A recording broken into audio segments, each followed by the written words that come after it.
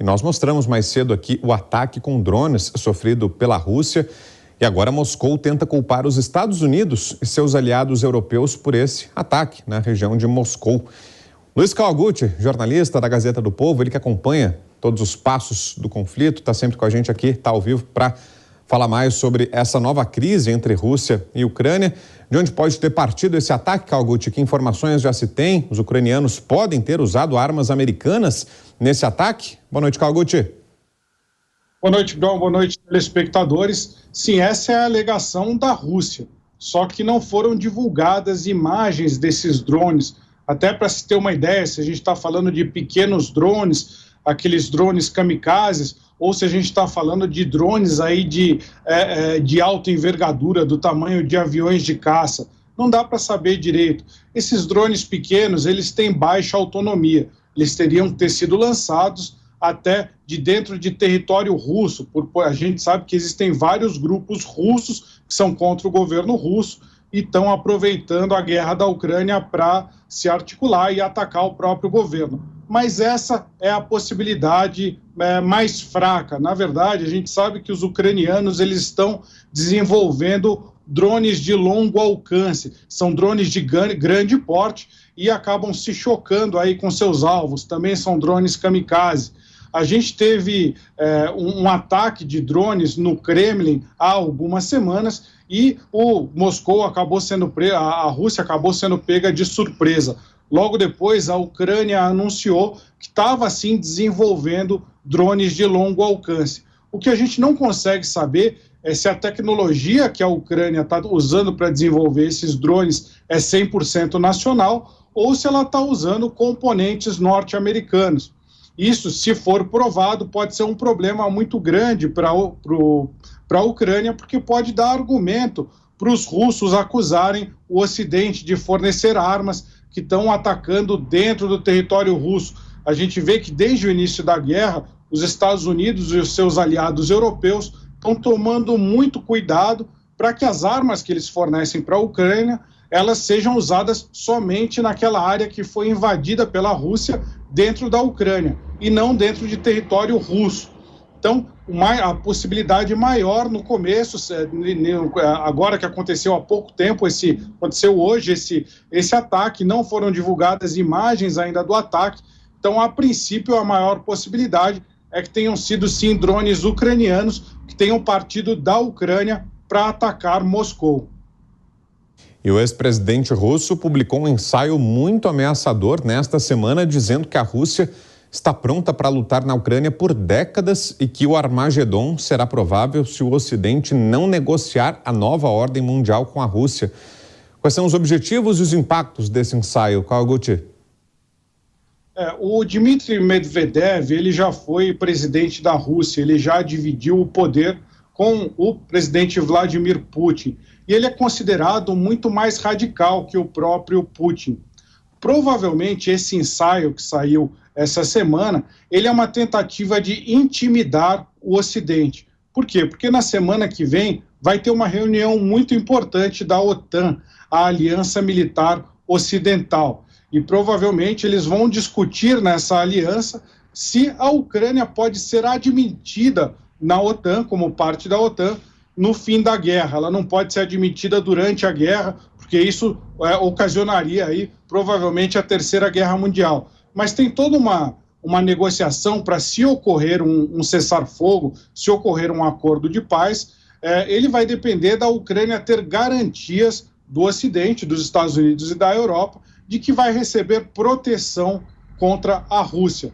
Então, é provável aí que o presidente Volodymyr Zelensky da Ucrânia tente fazer aí mais diplomacia, tente pressionar mais o Ocidente a aceitar a Ucrânia como um país da OTAN. Então, o que os russos estão fazendo? Estão tentando intimidar. Esse ensaio do Medvedev diz o seguinte, diz que nas entrelinhas, o que ele diz, ou até diretamente em alguns trechos, é que se o Ocidente continuar apoiando a Ucrânia, primeiro, a Rússia estaria disposta a lutar durante décadas. Se a gente for pensar em uma guerra de atrito, aquela em que os soldados se enfrentam nas trincheiras, que é o que está acontecendo agora, a Rússia tem muita vantagem, porque tem muito mais combatentes para usar do que a Ucrânia. Mas as ameaças vão muito mais além, Brown.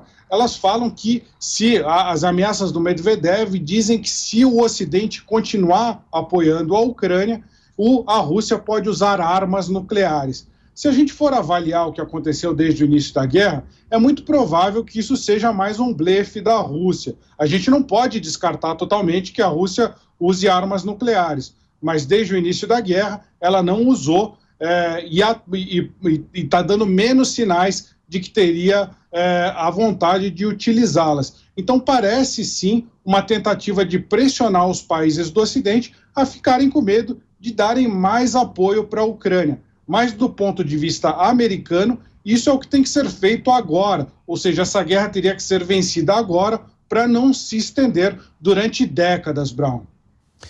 E uma outra notícia sobre a qual queria te ouvir também, Kawaguchi, que chama muito a atenção, o diretor da Agência de Inteligência Americana, a CIA, William Burns, disse que a guerra na Ucrânia está tendo um efeito corrosivo na liderança de Vladimir Putin e afirmou que os Estados Unidos estão aproveitando para espionar Moscou, explorando fontes descontentes com a guerra.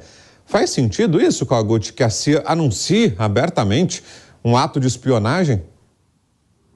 Parece estranho, né, Brown? Quando a gente fala, o diretor da CIA, ele veio e disse que vai aproveitar a guerra para espionar mais Moscou. Talvez os telespectadores pensem, pô, mas isso daí é uma atrapalhada, né? Se você vai espionar, você não pode falar que você vai espionar. Mas tem umas certas características aí da guerra da Ucrânia que estão sendo novas para todo mundo.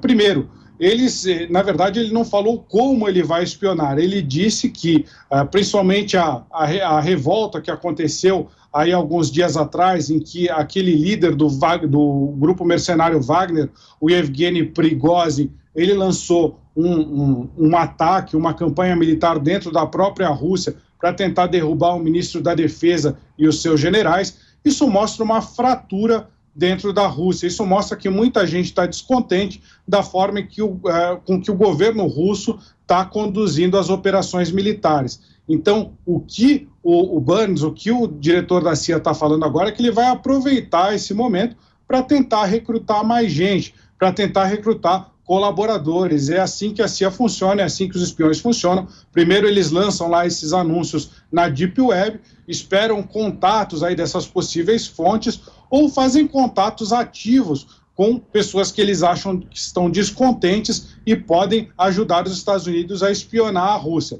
É claro que é uma atividade muito perigosa. E aí o telespectador ainda pode falar, pô, mas ainda assim é esquisito eles anunciarem. E aí tem o segundo argumento, por que isso estaria acontecendo agora? Desde que começou a invasão russa na Ucrânia, a gente está tendo a gente está vendo muitas atividades dos serviços de inteligência. Talvez você, Brown, talvez o telespectador esteja familiarizado aí com os filmes de James Bond, do 007. Para se ter uma ideia, tem aquele personagem, o Mr. C, que seria o responsável pelo MI6, a inteligência britânica, que seria um personagem de ficção científica. Na verdade, ele existe e ele deu entrevista durante a guerra da Ucrânia, é o Moore. Por que ele decidiu dar entrevista? Ele falou, vamos impedir as operações de bandeira falsa da Rússia. Vamos falar o que a Rússia está querendo fingir que ela vai atacar a si mesma para justificar ataques maiores à Ucrânia. Então nós vamos a público, nós espiões vamos a públicos e vamos denunciar isso. O próprio Burns, americano, também tinha participado dessa iniciativa logo para tentar evitar o início da guerra da Ucrânia e está sendo normal desses chefes de espionagem, esses chefes espiões virem a público, virem à televisão para tentar participar da guerra da informação, ou seja, tentar vencer a Rússia não só no campo de batalha, mas no campo informacional, no campo da propaganda, Brown.